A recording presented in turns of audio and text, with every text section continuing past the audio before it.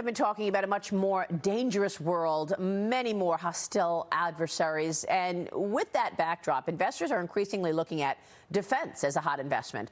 Venture capitalists have been investing more than $100 billion in U.S. defense tech startups since 2021, expecting the government to ramp up our military. But the Pentagon does not appear to be keeping up. Defense software company Gotham finding venture-backed companies received less than 1% of the $411 billion Defense Department contracts in the last fiscal year. Joining me right now is a man who knows this better than most, 8 VC managing partner and Palantir co-founder Joe Lonsdale with us right now, who has been investing for decades into defense. Joe, it's great to see you. Thanks, Maria. Thank you so much for being here. Assess the backdrop for us in terms of how you look at allocating capital with regard to defense. I mean, does that mean drones? Does it mean technology? Tell me how you're investing in this environment. Yeah, well, as a venture capitalist, there's 2 things that really matter. You want to back the best talent, and you want to back things that are possible now that weren't possible before.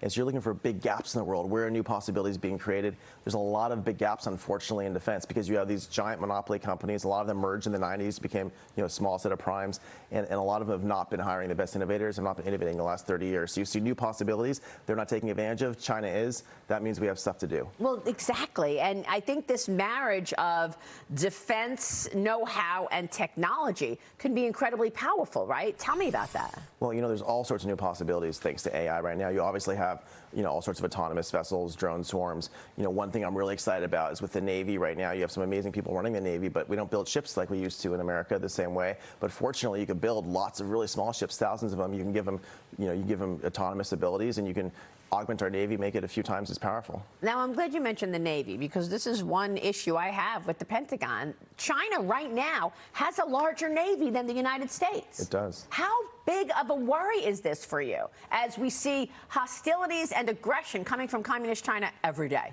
I think a lot of us, including me, if you go back 15 years, we were naive about China. We thought we'd be able to work with them. We thought China was opening up. We thought we'd go there and partner. And it became really clear, maybe it's about a decade ago, that Xi Jinping is actually a true communist. He actually is forcing the best and brightest to build weapons.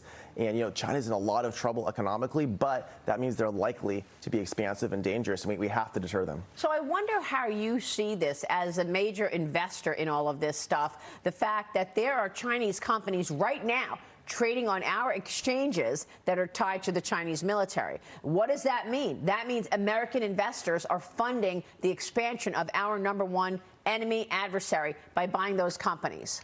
It's not a good situation, Maria. Listen, I think a lot of people who are good people want to work with the talent in China, and that seemed like a good thing to do. Now that it's become clear they're our adversary, now it's become clear that they're working against our interests, we have to change up the rules. We have to stop engaging with them in the same way. I wish the Pentagon understood the investment angle the way that you do, frankly. I mean, tell me about the opportunities. Is it drone technology, AI? Where specifically do you want to allocate capital? Well, drones are a big thing. There's the war in Ukraine, as we're watching, both sides making hundreds of thousands of drones to send at each other, and there's a lot of new anti-drone possibilities as well. So you have a new prime emerging called Anduril, right, which is a really important company doing lots of things there.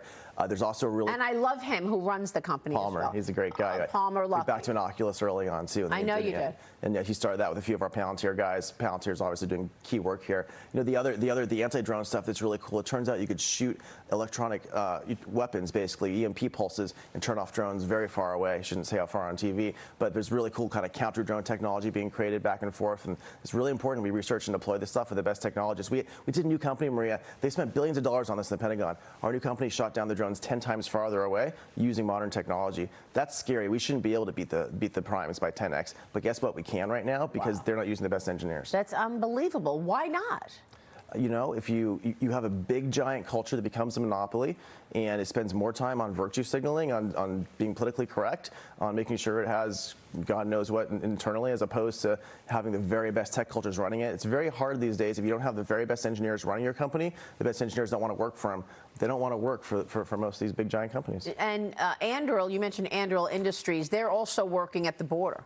with their camera and drone technology, right? They're doing perimeter security, and they're doing much cheaper. You can watch everything going on the border, and unfortunately, it's not deployed across our whole border. But where it is, they've had tens of thousands of interdictions. Now, I got to ask you about Boeing. I mean, this is a sad situation what is taking place here. One of the world's largest defense contractors, a gem for America for a long time, a whistleblower is claiming that the company took shortcuts during the production of the 787 Dreamliner.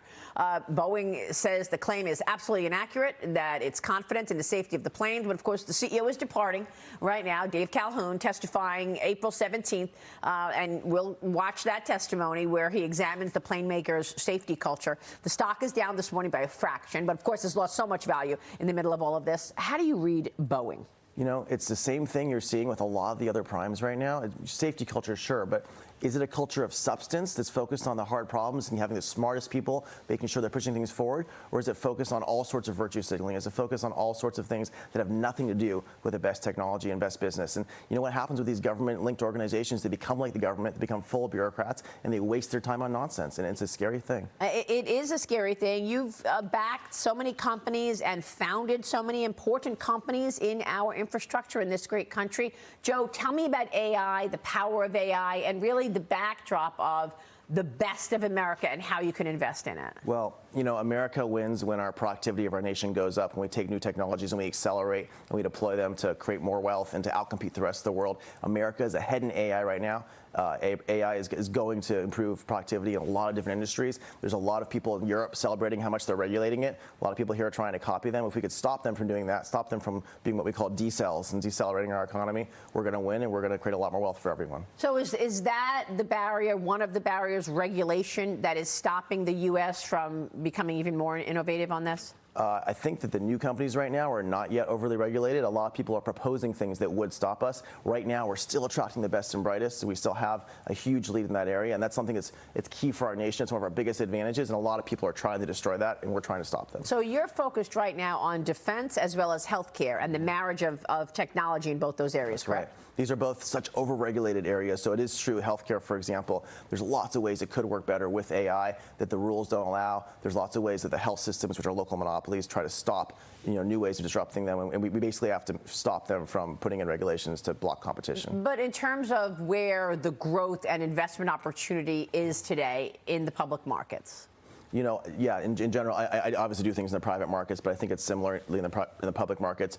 You want to invest in areas where there's big gaps, in areas that are overregulated, areas where you haven't allowed new technology to spread. There's big gaps there. Healthcare is a great example of that. And real quick before you go, the university that you started in Texas, how are things going there? Yes, with Neil Ferguson and Barry Weiss, we have, our other co-founders, we have a University of Austin. We're admitting our first class right now. We're going to have 100 amazing students. We're getting people turning down top colleges to come. That is fantastic. Joe, we love what you're doing. Thanks very much for being here this morning.